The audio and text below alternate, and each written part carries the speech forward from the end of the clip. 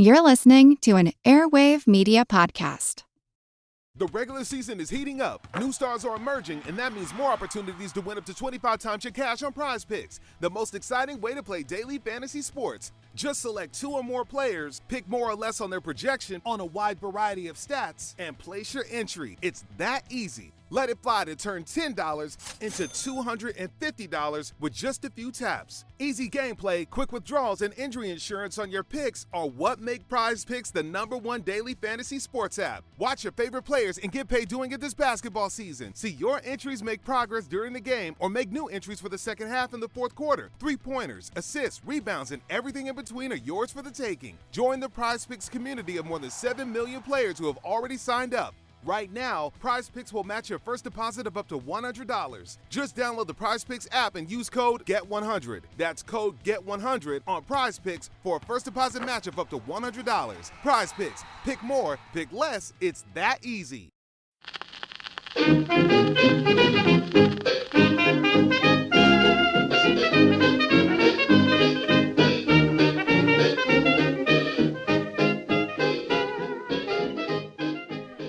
Everybody, and welcome to Who Did What Now, the history podcast that's not your history class, with me, your host, Katie Charlwood, history harlot and reader of books. To all of my returning listeners, welcome back, and to all of the new people here, consider this a warning, so the language on here can get a little bit colourful, and if you have an issue with expletives, you might want to exit stage left. Okay? Cool. Now that we've got that sorted. Hey everybody, how is everybody doing? Have you voted for me in the Listener's Choice and the Podcast Awards yet? Well, the Irish Podcast Awards. And you're just going to go on, fill in the form. I say fill in the form. You type in my name, Who Did What Now. You click on my wee face. You put in your email address. And then you click the link in your email.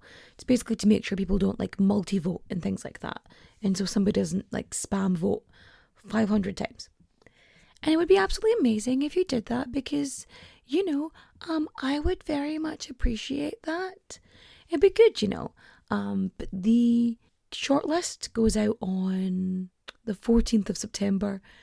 So that's going to be fun to see if I made it. It's going to be an interesting one. Especially considering people seem to forget that I'm from Ireland. I'm from Donegal. I have lived in Donegal the majority of my life. I grew up here. I speak Irish poorly, but I speak it.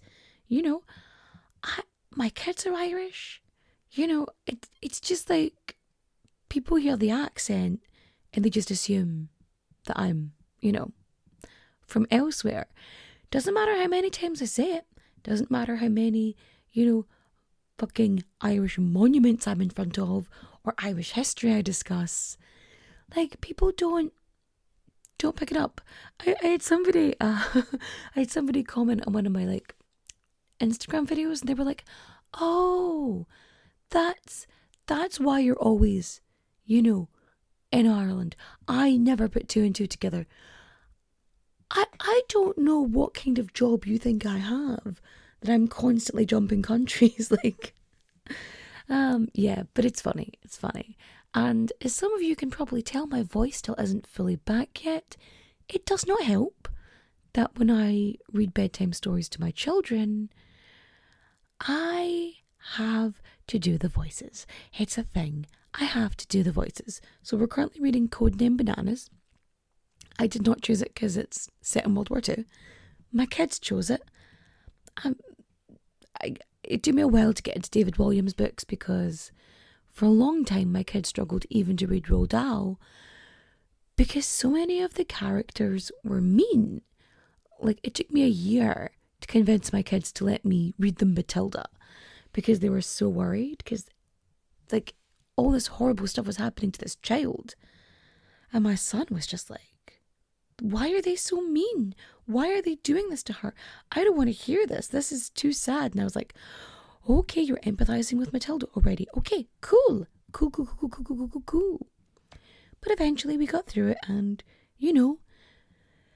the best books are written through trauma, right? Yeah, but yeah, so I have to do the voices. And so, like, Uncle said, he talks like this because apparently I'm like a really bad Ray Winston. I don't know why. I don't know why I do it. Like, I choose voices that are generally a strain to do. Like, why would I do that to myself? Why? And yet I do. But I know what you're thinking. You're thinking, quit your jibber jabber and fact me. In fact you I will. But first, we've got to get our source on. Our sources are J.M. Barrie and the Lost Boys by Andrew Birkin, J.M. Barrie, The Du Mauriers and the Dark Side of Neverland by Piers Sturgeon, The Real Peter Pan by Parker James, The Barrie Inspiration by Patrick Chalmers, Hide and Seek with Angels, A Life of J.M. Barrie by Lisa Cheney, and of course our old favourite, biography.com. Are you sitting comfortably? Good. Then let's begin. I'm about to ruin some childhoods with this one.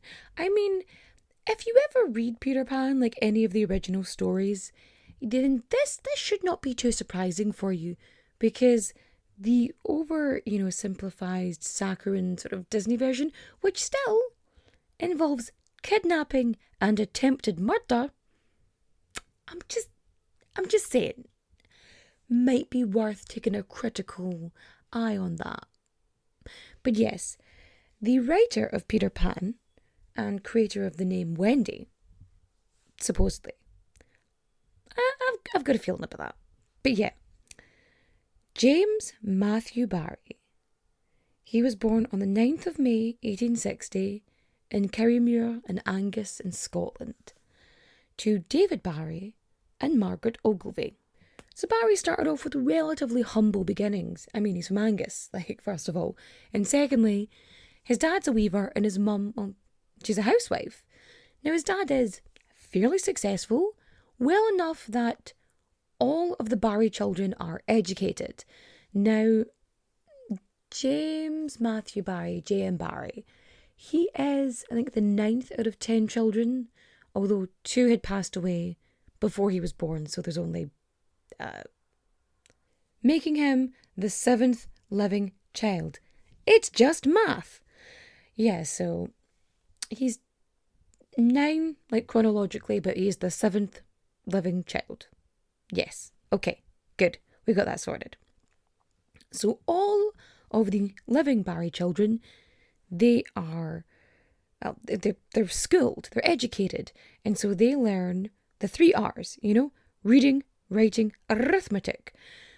It was basically a base level of education to have any sort of formal or professional career.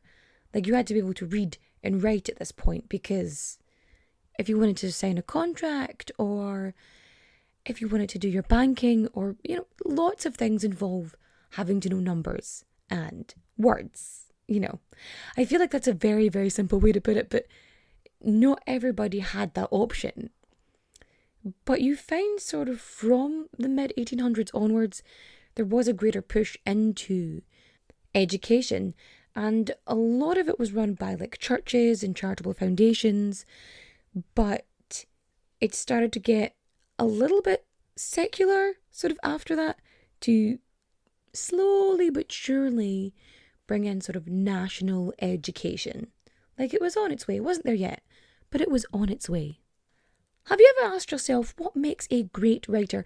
Well, I have the answer for you. Trauma. Every great writer of a children's book, right, has suffered just horrific trauma. They have seen someone die, usually. Well, not just children's authors, but authors in general. Listen, okay, so you've got J.M. Barrie and Roald Dahl and J.R.R. Tolkien and Mary Shelley. Lots of people who have witnessed, horrific death and suffered trauma. Makes good writers. I'm not saying that you should force yourself to undergo some form of, calamitous and soul-crushing event, just that you'll be better with a pen and paper. I am saying, though, the evidence would suggest that it helps. No, but seriously, don't do that. Don't go seeking the bad vibes. Just stay Just stay away. And in the fun lane, where there's flowers and candy floss and, I don't know, mediocre tapioca. I don't know. But anyway, back to J.M. Barrie. So when he is 6 or 7 years old, he's out ice skating with his older brother, who's, I think, 13? Yeah, he's 13, because it's the day before his 14th birthday. And David, he's ice skating and somehow collides with another skater, and David ends up falling on the ice and cracking his skull and dying. So this absolutely devastates his mother, Margaret, because David was her favourite, and his death created such a massive grief in her that she just could not connect to the rest of her children, especially James Matthew. Because James Matthew Barrie, she also laid the blame of the event on him because he was with him. I mean, he's 6 years old. That is certainly some depression level grief, because it's not rational to blame a 6-year-old for the accidental death of a 13-year-old. Like, it's not a logical, rational, way to be. But losing a child is not a rational event. It's not something that should happen because we live life in a very chronological fashion. You're expected to have family, then you die, and then your children live on, and then they have children, and then they die. It's supposed to be this circle of life or whatever. And it said there was no greater pain than burying a child. Am I surprised in this? Absolutely fucking not, because any form of mental illness gets you sent to the sanatorium. So, there's not really a lot of options for the concept of mental health, even though we know that they were discussing it from fucking Elizabethan times. Merchant of Venice, that's all I'm saying. Point being, skip to this. She is suffering, she doesn't know how to deal with it, and nobody knows how to help her with it because, it's the fucking 1800s. And Barrie, he doesn't know how to deal with this. And so he tries to gain that love and attention and affection from his mother. And because he's 6 years old and cannot fucking understand what's going on around him, and he's so desperate for his mother's love, he starts wearing his brother's clothes, and he starts acting like him, and he's trying to, I don't know, not replace him, but trying to emulate him in order for his mum to show him that love. But Barrie realises that he's not his brother, and his mother won't feel the same way about him. And that's something he then has to deal with from such a young age. That's not to say him and his mum didn't eventually connect. They did. And it would be over stories. So she would read him the novels that she had loved as a child. And that was how they managed to have something. But this moment, this trauma and this lack of affection he received, it really plants a seed in him, and it affects him for the rest of his life. Now, when he's 8, he basically ends up in the care of 2 of his older siblings, so Alexander and Marianne, because they teach at the Glasgow Academy.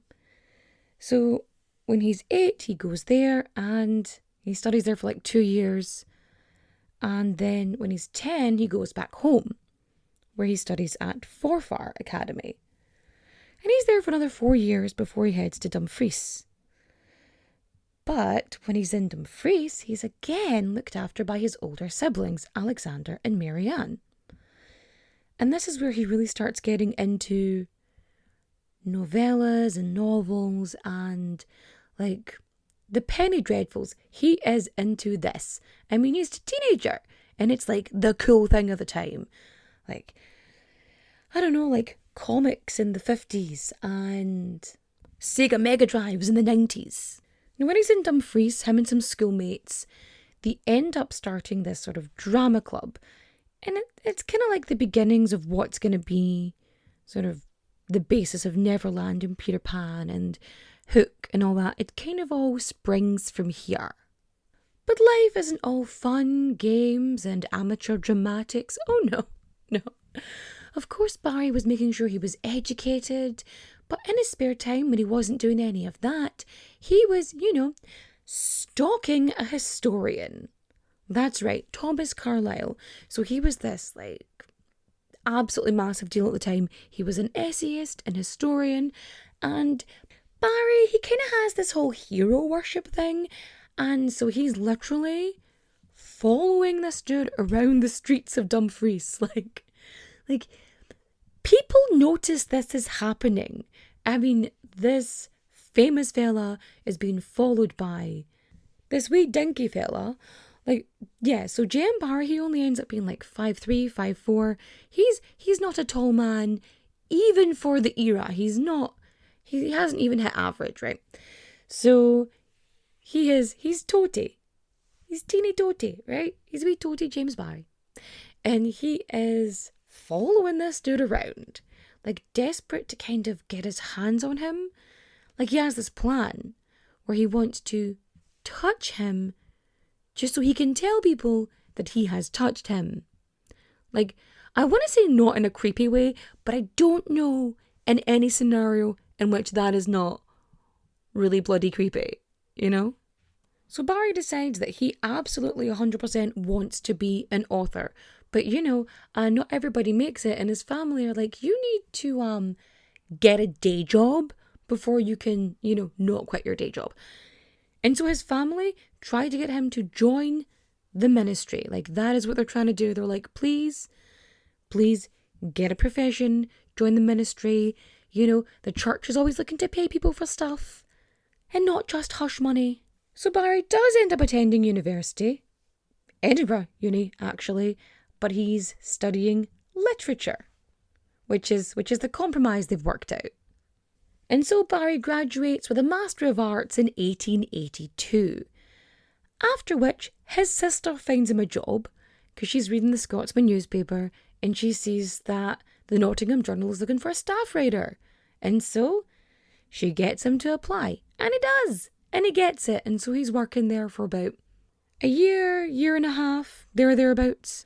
But when he's back working in Kirriemuir, he sends these stories to the St. James Gazette, which is the London newspaper, and it's all about places about where his mum grew up, the stories that she had told him, and they become the basis of a bunch of his Scottish-y books later on, the Thrums and whatnot. So these are really popular, and it's very fashionable. It's very fashionable in the mid-1800s to be Scottish, right? It's a big thing. Tartan has come back. It's Queen Victoria likes it. You know what I mean? It's around. And so that Scottish thing is very popular. And so this leads to a series of stories and things are going well. Okay, so this is actually pretty funny. So he starts making friends and making connections. He becomes pals with George Bernard Shaw, who ends up being his neighbour, by the way. He's got H.G. Wells. He has just a consistent correspondence with Robert Louis Stevenson. Yeah. Of course he does. Why wouldn't he? And he ends up sort of rubbing elbows with all of these just literary giants, or what are going to be known as literary giants, right? And so he ends up setting up a cricket club, an amateur cricket club, for people with, similar ability to him. So not great. We're not going to be taking home the ashes anytime soon. But yeah, he makes this team, this amateur cricket team called the Enquiries, right? Now, I know what you're thinking. What? Yeah. So he thought Allah Akbar meant heaven help us, right? When I think it means God is great. I'm not fluent in Arabic. Just just a heads up, it's one of the few languages that I don't think I could even hazard a guess into what the words are. Like, it has a different stem than what I'm used to. But yeah, so he has a cricket team called the Enquiries, which feels vaguely racist. I just feel like it just feels weird, especially coming out my tongue. It feels weird. Yeah. So yeah, all of these authors are on the team at one point or another. So we have like Rudyard Kipling. Okay, no, it's definitely racist. Arthur Conan Doyle.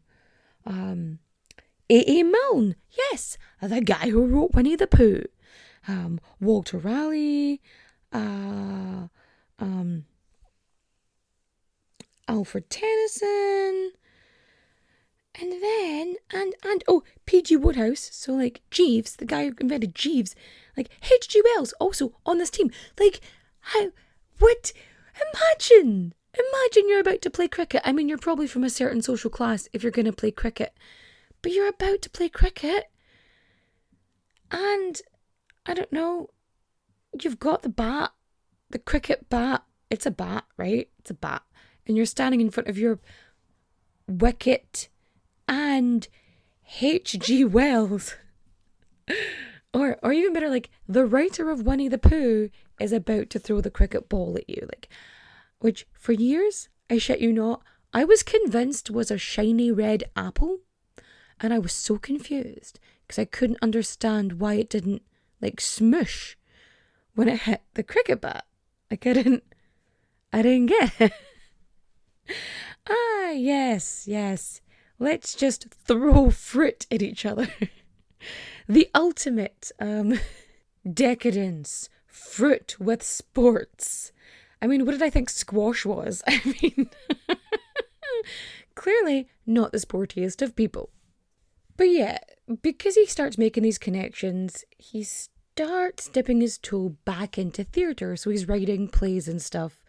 Some of them are doing well. Some of them are absolutely tanking, because of course they are. And I mean, it's the theatre. Like, not everything is going to be a winner. Like, not everything is Hamilton. Listen, of all the things I chose, I went with Hamilton. That being said, I'm going to say this now. I think you could make a very good musical from the Kaiser Chiefs songs. I'm just saying, Ricky Wilson, hit me up. I have ideas for a jukebox musical. I'm just saying, it could work. I've got this. But yeah, so he starts, dipping his toe into theatre, and he's writing plays and whatnot. And it's here that he's introduced to an actress called Mary Ansell. So he's trying to get a decent actress for this play, Walker London. And so he asks Jerome K. Jerome, if he knows a pretty actress who could play the part. And enter stage right, one Mary Ansell. So the two of them become acquainted. They become relatively friendly. And he ends up being incredibly ill. Sort of between 1893 and 1894. And it's Mary who actually helps look after him. And so after he's back, at full speed again, they end up getting married in Kirriemuir on the 9th of July, 1894. And basically, he's well again. They get married and she decides, I don't really need to be acting anymore. I'm a wife. And so no harm to her because it's, the past and that's how things were. But yeah, so she's there. And so it's this teeny tiny ceremony, right?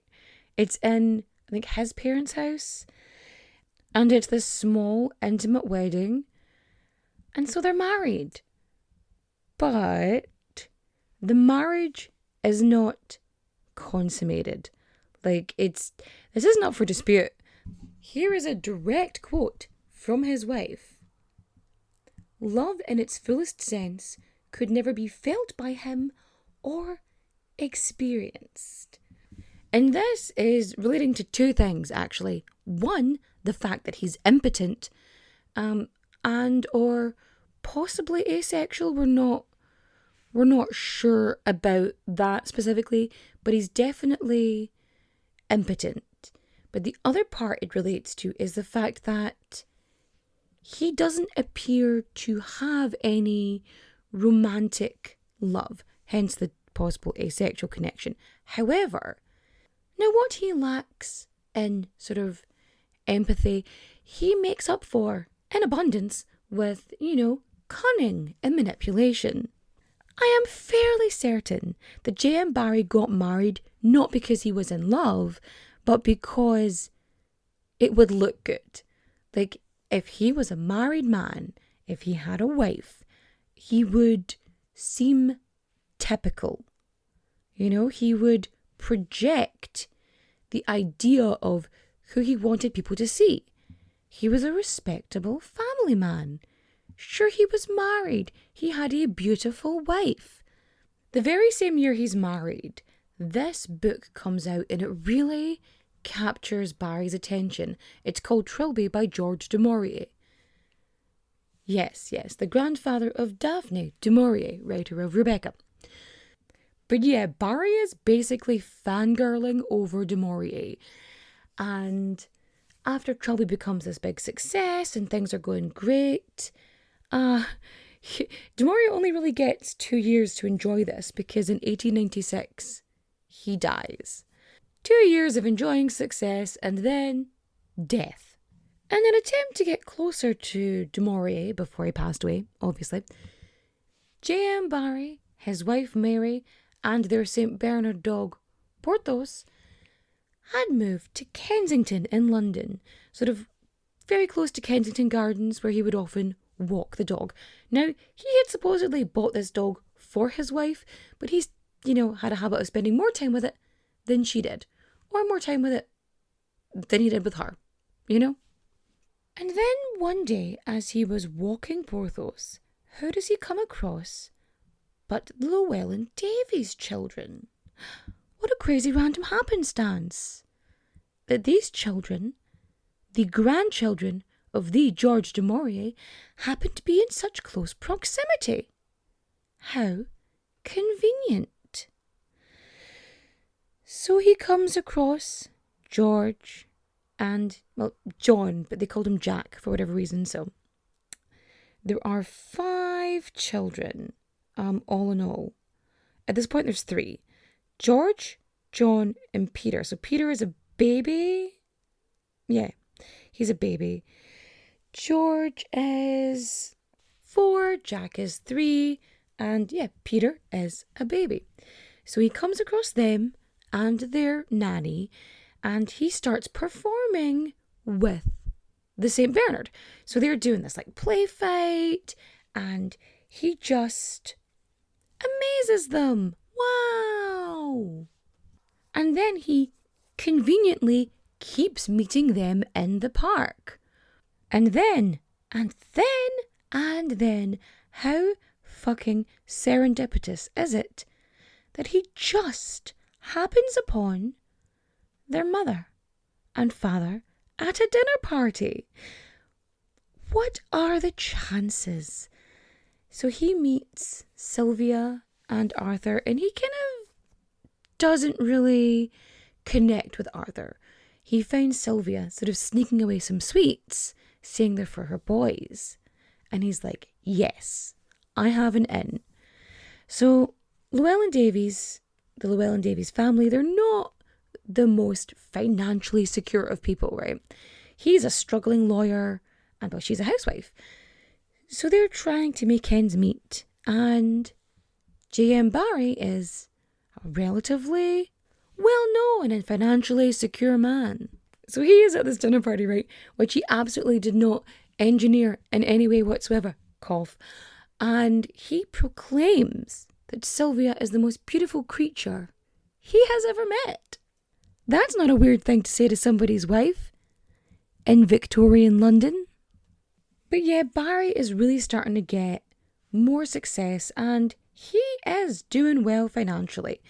So in 1900, he and Mary and Porthos the dog, they move to 100 Bayswater Road, and it is directly overlooking Kensington Gardens. It is fancy. So the same year, Mary finds this cottage, Blacklake Cottage, up in Surrey, and it's just like a nice summer home. It's where Barrie can entertain his cricketing friends, and of course, the Llewellyn Davies family, who, again, not the most financially secure. So what he does is Barrie spends a lot more time with Sylvia. He's telling the children stories. I think at this point, Michael is born. And then Nicholas ends up being born in 1903. Okay, so, yes. So there's going to be 5 sons in total. George, John, Peter, Michael, and Nicholas. Right. John is also Jack. I don't know why. It just is. Okay, let's just accept the past for this weird name swapping situation. It's not as if they're shortening it. It's not as if it's, a nickname of funniness, unless Jack means something else. I don't know, maybe it does.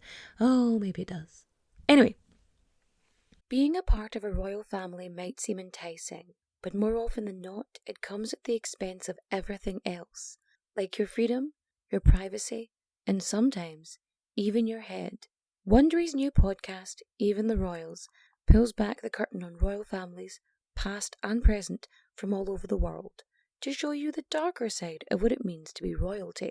From icons like Grace Kelly, Oscar-winning actress turned Princess of Monaco, who the world saw as the ultimate good girl.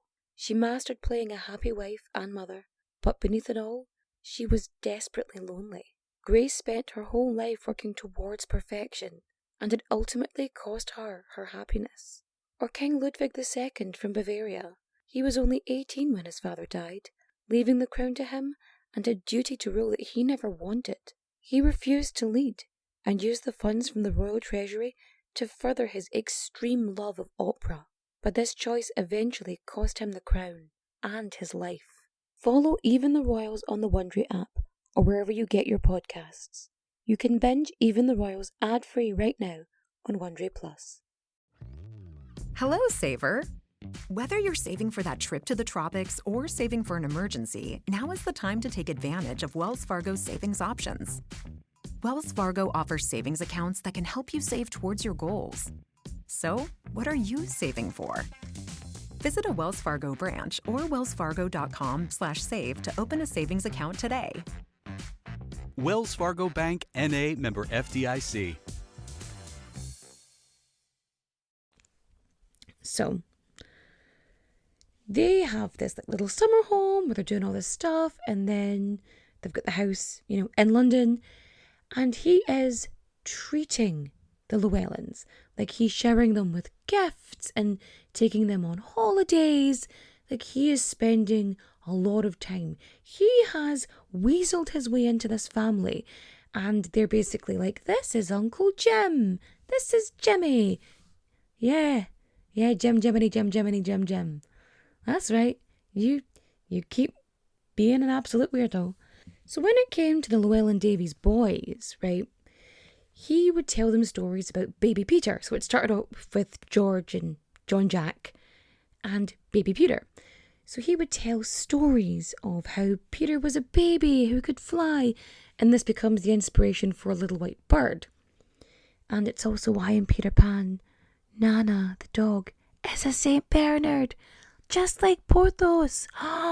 Yeah, so basically it all starts off like this, and this inspires him to have 2 back-to-back successes in 1901 and 1902. So Quality Street, this is after many, many years of failing in the theatre. So I think at one point he writes a play that is so bad and is just so upsetting that he has to convince Conan Doyle to revise it and rewrite it for him because it's just so shit. Right? Let's get the man who believes in fairies to rewrite it. Cool. So he is writing these plays. What was it? Quality Street and then Admiral Crichton, and they are fucking amazing. There's social commentary, there's, humour, there's pain. It's brilliant. It's amazing.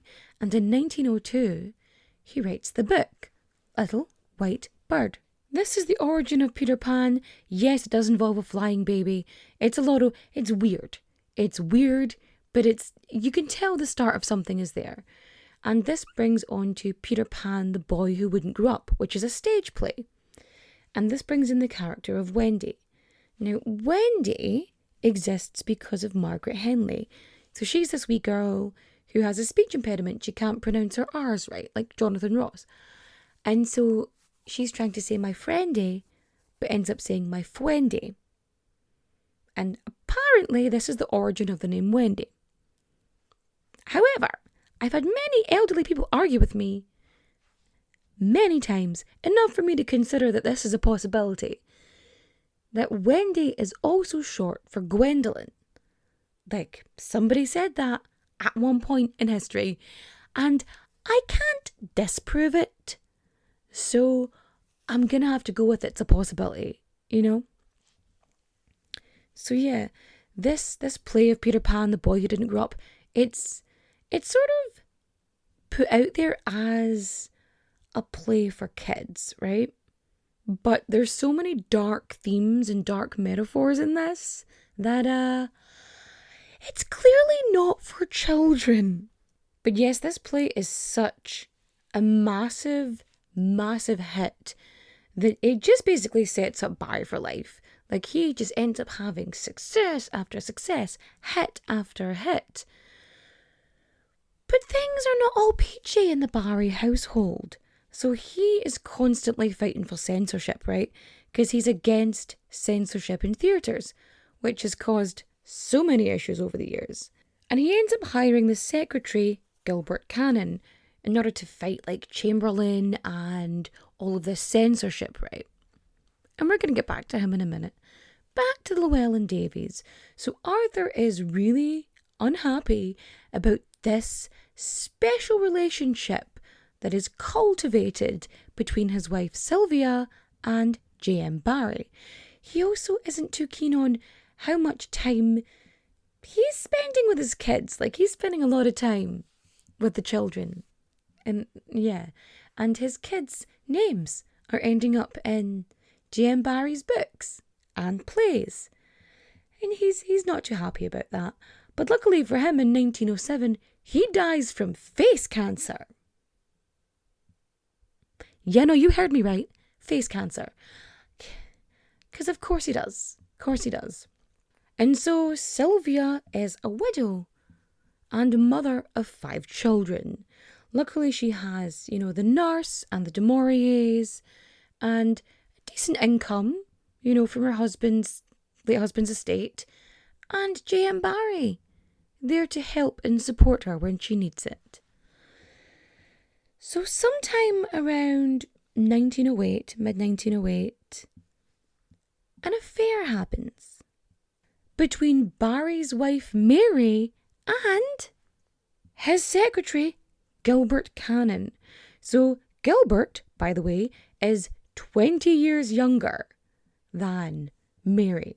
So she's cougering it at this point. So he is younger and he's showing an interest in her that she's simply not getting anywhere else. So as far as we know, Mary's a virgin up until this point, right? Because she could have been doing stuff with other people. Him's to say, J.M. Barrie wouldn't know. He never touched her. So she is having this affair with this man who is 20 years younger than her. You go, Mary. You get your oil checked. I don't know. I was going to say get your oil greased, but that does not seem right. You go get your oil greased. What the fuck is that? I don't know. So, I'm not condoning affairs, by the way, but I think if you're both emotionally and physically neglected throughout 15 years of marriage, might be time to look at other options. I'm just saying. But yeah, she wasn't greatly treated during the marriage, and he showed her little affection and little, attention. So sidebar, this is actually pretty juicy sort of Victorian Edwardian gossip, because originally, right, Gilbert was trying to woo Kathleen Bruce, who was also being courted by Robert Falcon Scott, the explorer, right?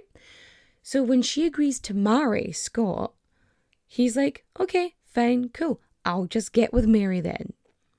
So they start having this torrid affair, Mary and Gilbert, yeah?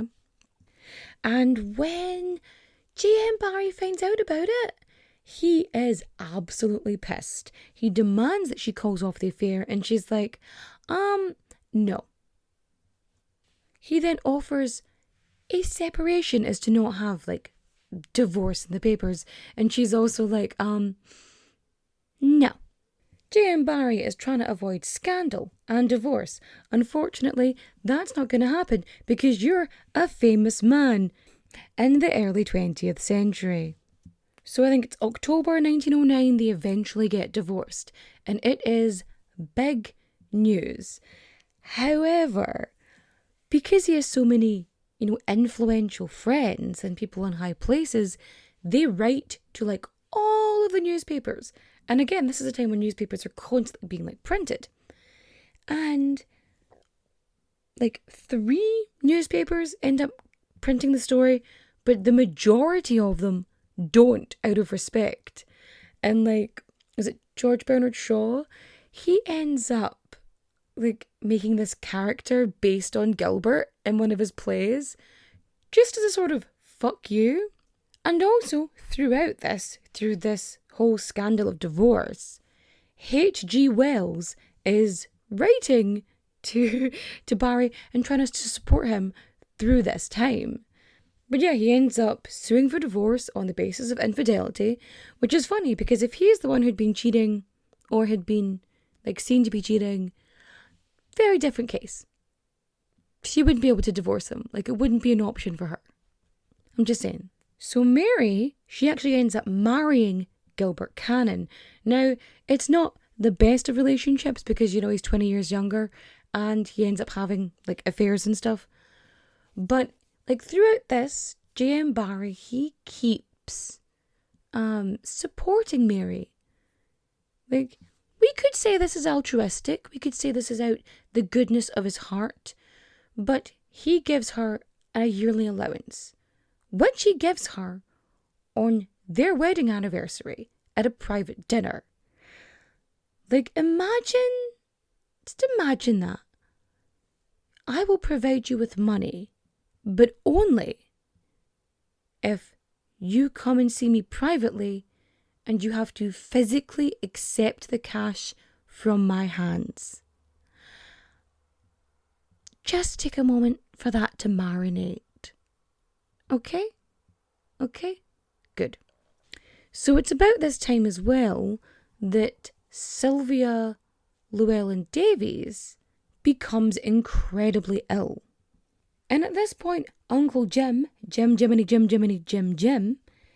he is paying for the boys' education. He's buying their gifts. He is covering their living expenses. He's doing all this financial support, which is weird to someone that he's not technically involved with in any way. And so he's focusing his attention on the boys. Now, as the boys grow, especially when they get to the age of 10, he's really into the age of 10. I don't know why. It's kind of like, I want to say Elvis and his weird thing for like 14-year-old girls, but like not in a sexual way. But J.M. Barrie, he becomes fixated on each child. And then like hitting 10 is the favourite thing for him. But like they age out and he becomes less interested in them as they get older. Because like he is obsessed with their like boyishness and their boisterousness and, that stereotypical like young boy energy. So first he's like super into George and then Michael and then Peter and so on and so forth, right? And in 1910, when Sylvia passes away from lung cancer, at the age of 44, which incidentally was the same age that Arthur was when he passed away. Michael is 10 years old. Like, J.M. Barrie wrote letters to Michael telling him that he was his favourite. Again, not weird. Not weird at all. But knowing that she was not long with this world, Sylvia had left a will and testament, stating that the boys would go into the care of Jenny. But James Matthew Barrie said, fuck this for a game of soldiers. He was not going to let a legal document get in the way of what he wanted, which was the grandchildren of George du Maurier, his lost boys. So he gets his grubby little fingers on the will, and then he forges a copy where the name Jenny is changed to Jimmy. But why did Barrie have a copy of the will in the first place? Well, he went round telling everybody that he and Sylvia were engaged before she died. Now, there was no engagement notice. There was nothing out there. Nothing to imply that there was any formal agreement or any engagement plan for either of them. Like, there's no evidence to this. Just him saying it after she died. But yeah, let's talk about this will for a second. Okay, so Sylvia's last will and testament says that J.M. Barrie, along with her brother, her mother, and then her brother-in-law, so Arthur's brother, all four of them would become the guardians and trustees for the children. Because, you know, it's all cool. And basically to say that all of them had to be treated with respect and to be honest with them and, you know, so on and so forth. It also states that Mary Hodgson, who was the nurse for all five boys, to continue taking care of them, and that Hodgson's sister Jenny was supposed to come and help her. So when J.M. Barrie, he's copying this for the family so that they can see a copy of Sylvia's last will and testament. And this is where he changes Jenny to Jimmy, just to kind of reinforce that, right? And so everyone is presented with this will, which seems pretty legit. You know, everyone still has access. No one seems like they're taking control. It all seems very fair. And so no one contests it because it does seem like a reasonable and logical thing. But Hodgson's, the nurse, and J.M. Barrie, they do not get on. They absolutely do not. And she doesn't like the way he acts around the boys. Like, the boys' friends think that Barrie is absolutely creepy. Like, when he's walking with them, he makes them hold his hands, and which many other children thought was a bit weird. So J.M. Barrie basically has control over the 5 Llewellyn Davies boys.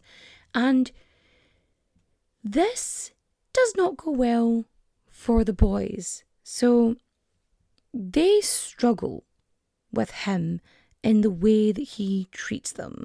And at this point in his life, Barrie is doing really, really well financially. He's rolling in dough. And his plays are doing so well that in 1913, he ends up knighted, becoming a member of the Order of Merit. But then in 1914, the Great War, World War I, breaks out. And it becomes quite clear, quite quickly, that things are not all peachy. And desperate to break away from Barrie's influence or anything related to him, both George and Peter Llewellyn Davies sign up for war. Like, this isn't conscription. This hasn't even been considered yet. They just need to go because fighting a war is preferable to having to live under Barrie's thumb. And on the 15th of March, 1915, George Llewellyn Davies, at the age of 21, was shot by a German sniper in Flanders. Oh my goodness, I almost forgot. Robert Falcon Scott, yes, Scott's expedition to the South Pole. J.M. Barrie was actually the godfather to Scott's son. And when he was writing letters in the South Pole, he wrote one to J.M. Barrie asking for him to take care of his wife and son. And James Matthew Barrie, he would keep this in his pocket, like the majority of the time, ready to show anybody, like at any opportunity. Like, look what my dead friend sent me. Like he was really proud of it, like it was a medal. In 1917, just before the war is over, Barrie ends up hiring Cynthia Asquith, the niece of Herbert Asquith, the Prime Minister. Or, well, the previous Prime Minister. He was Prime Minister until 1916. And he hired Cynthia in 1917. Because when it comes to getting a job, all roads lead to nepotism. In 1919, Barrie is elected rector of the University of St Andrews for 3 years. And then in 1921, tragedy strikes again. Michael, his favourite out of the Llewellyn Davies siblings, he dies in a tragic and mysterious accident. So there's this pool, which is known for being really fucking dangerous, and Michael, as it turns out, afraid of water. Like, doesn't like being in the water, doesn't like to swim, genuinely terrified. And his good friend Buxton, wonderful swimmer, perfect swimmer. And the two men are found in the water, deceased, clasped around each other. So there are some suspicions and theories that this was a suicide pact because, they're homosexuals in the 20th century. Others say, like, one of them got into difficulty, the other tried to save him, and they just didn't work. But clasped around each other, though, like, that's the bit that you find in these papers, and it's hard to know whether this is just them playing with it or not. But this is an area that's heavily warned. I mean, young men are stupid. They do stupid things all the time, right? Let's jump off of buildings, parkour. Let's get an angel tattoo on my upper thigh. Woo, live life on the edge. But was this a case of just bravado? Or was this two men ending their life together because they weren't going to be able to have one? And considering the strange affections that Michael had been receiving from Barrie, that may not have been a life that he wanted to return to. Because, like, everything is paid for by Barrie. Everything, the money is coming from him. And it's difficult to have freedom when someone is holding your purse strings. So over the years, Barrie is continuing with success after success. And back in 1911, he had changed the Peter Pan play into a book, a novel, Peter and Wendy. Now, in 1929, he hands over the copyright for all of the Peter Pan stuff to Great Ormond Street Children's Hospital. Like, so they can continue to earn money off of any of the Peter Pan stuff. Like, that's the point. Which, fair enough. I can't fault him for that. Like, that's something. By the time the 1930s roll around, Barrie is known as this sort of prolific children's writer. And so he meets the princesses. Princess Elizabeth, who would go on to be Queen Elizabeth II, and Princess Margaret. And so he's regaling them with stories and tales. And Princess Margaret says, direct quote, that he is my greatest friend and I am his greatest friend. Like, because he's charming. What a surprise. What a surprise. He's also, again, 5'3", so he's not the most intimidating of, individuals. So on the 19th of June, 1937,